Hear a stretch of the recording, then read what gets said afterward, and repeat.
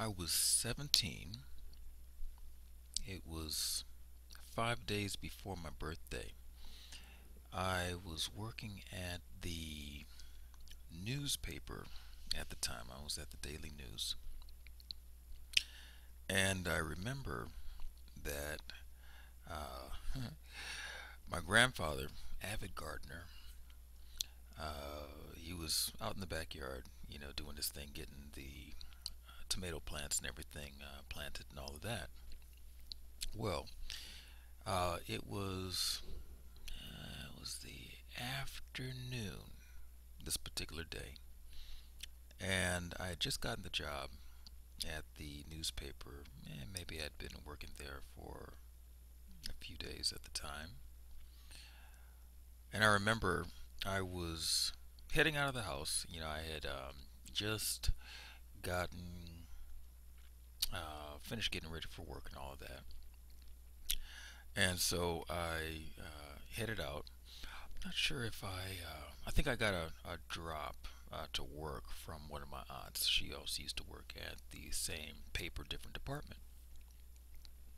Well, I went in there. I was a telemarketer at the time. Loved that job, and I say that very a lot of facetious, very sarcastic, but it did teach me a lot. So I do have to say that yeah, it is a job worth loving, but for other reasons. Well, the day went on. I was still in training, learning how to go through the script and sell people papers that they didn't want. Telemarketer. And nighttime came, and it was in May. So it still, even though the days started getting longer, uh, at the point that I was getting off of work, my aunt swung through in. I think that's a word, right? Swung, or is it swang? Anyway, she popped through, picked me up on the way back home. So we get in, and everybody's kind of congregated in the, not quite in the kitchen, but there was maybe a couple in the kitchen. Everybody else was in the family room or the living room. I always got those mixed up. I never knew which one was living room, which one was family room.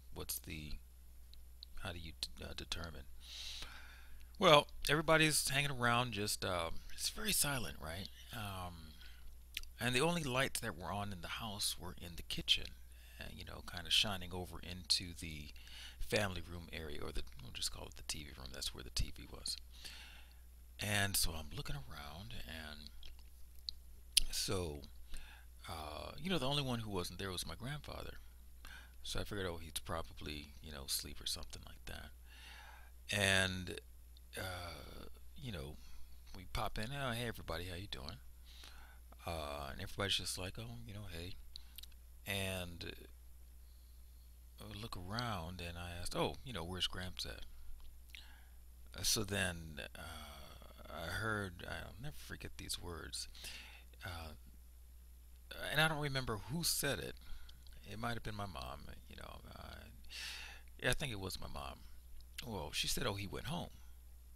So I'm thinking, like, went home. Hmm. So I figured, I said, okay, well, I've never seen him and Graham get into an argument, but I just could not imagine that, you know, he got so upset that he decided that he was gonna head back to Michigan. And I'm thinking, like, well, did he somebody take him to the airport? I mean, it doesn't make any sense, right? And it was like all of these things were happening at a split second. It was like all of these thoughts ran through my mind, and then I looked up and I caught a glimpse of my aunt, and I saw her eyes well up with tears. And then I looked over at my grandmother, who was to my right on the other side of the breakfast bar, and I saw her kind of bite her lip. And then I realized what they meant when they used the terminology, he went home. I don't know exactly what that feeling was like. It was a hollow feeling because at that point, we had never experienced death in our family. It was surreal to say the least. And I realized what went home meant. He went home to be with the Lord. And I didn't know how to take that. So, what happened immediately? And I can think back now, look back now, and kind of piece the things together because it's been many years. But there was a disconnect that took place in me right at that moment. And I believe it was a protective mechanism. Uh, but I disassociated everything with what was going on. Didn't cry, didn't have any kind of emotional breakdown, nothing, right? And in my mind, I said, "Oh, okay, he's just gone back to Michigan, and I'll see him like we normally see him in summertime." And so in my mind, I said, "Okay, yeah, that's what it is. That's what happened. He didn't die." Well, over the next couple of weeks, family would come from all over the world, all over the country, definitely, and from the islands, in order to prepare for this funeral of a man who was simply back in Michigan because he wasn't dead. And I saw family from all over, family I'd never met, and other family that I was so young when I did meet them that it was as if I didn't meet them. I dropped out of school at that time. I just never went back. It was maybe about a month before school was out. And I just thought, yeah, I can't really deal with that right now. So I stepped back from school. I was in 11th grade at the time and just dealt with family that was coming in. Had a good time, you know. All of these relatives, I'm a very familial person, and cousins that I hadn't seen in years and years and years, all at our house. Well, we had the funeral, did the whole thing, and buried my grandfather's body. I spent more time with the family and all that. Uh, Never did return to school that term. That was done for me. And then relatives went back. Now, mind you, I hadn't even returned to work, right? I just disconnected everything. And I got a call from my job maybe about 2 or 3 weeks later asking, okay, so are you done here? Like, are you not returning? Because they were actually starting to get my paperwork together to exit me from the job.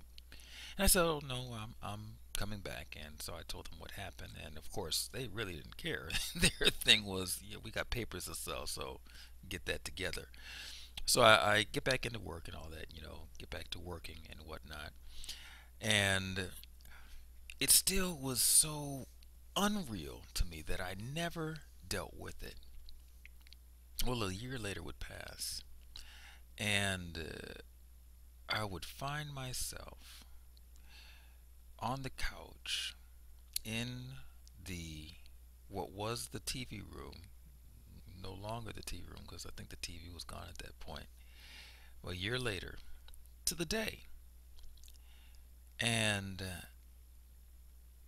I had an out of body experience because I broke down in uncontrollable tears. I could not stop them if you paid me. And I couldn't figure out what was going on. I mean, it was so intense. The tears and I mean, I was sobbing, right? Never cried that hard in my life. And could not figure out what was happening. So I remember looking down on myself and asking questions like, well, he's really and making statements like, wow, he's really going through it. And it kind of is interesting because I'm remembering the communication that I had about the situation as it was going on, and I was speaking about myself in the third person as if I was looking at this total stranger. And so I remember saying, yeah, he's really going through a hard time. I wonder what what the problem could be. Why is he crying so, deeply? Why is he sitting there crying uncontrollably? And so this went on for a while until I was just done, right? Until I got it all out of my system. And then I was back in my body. And I thought to myself, wow, what was that all about?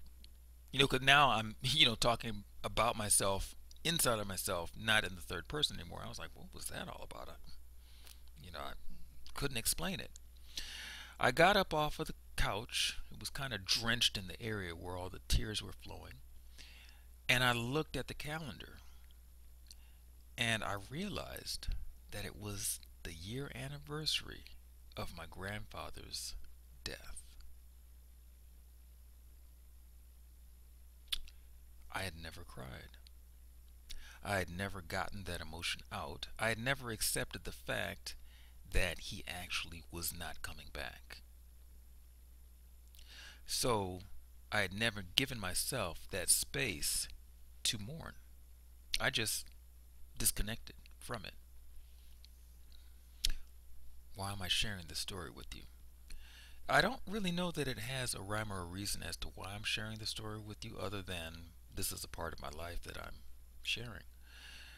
But maybe there is a moral to the story, and maybe for you, you can find a moral or something in that story that may help you out or may give you something to really kind of contemplate. I don't know. For me, what it does is it brings back to remembrance a very special man who has played a major influence in my life. The way that I move through life, the way that I think about things, the way I remember things. My grandfather was a very, very funny guy. I mean, we had a sense of humor thing going on between us, and he was my father. In that sense, because my dad wasn't around. My grandfather, and I have a few uncles, one in particular who stepped in there and was that role model, that constant, even though I would see them only in the summer times when I'd go back to visit.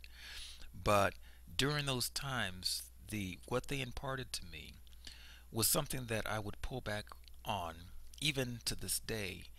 Uh, Aspects of what I remember, what I experienced, in order to help me to continue to grow into a better person and a more well-rounded person with memories. So yeah, I think I'm sharing this with you because memories can be very good. Regardless of what the memory is, they can be very healing when you revisit them at different times of your life, because it is a very good way for you to chart your progress, chart your own growth. If there are things that you experienced that were tragic, as you look back on them, you can see where you are now as opposed to where you are or were then. And you also can remember how to help the next person through their crises in life just by remembering. All of that said, this is Jason Hodge, keeping it real. And, I hope that that was something that you could take at least a portion of it, and it can make a positive impact in your life. I'll catch you later. Hey, if you like what you hear or have heard, in these series of videos that I've been putting out, go ahead and subscribe to my channel, share it with others, and I'd invite you to get involved with deeper aspects of your life, really explore some things and share them. I'll catch you later.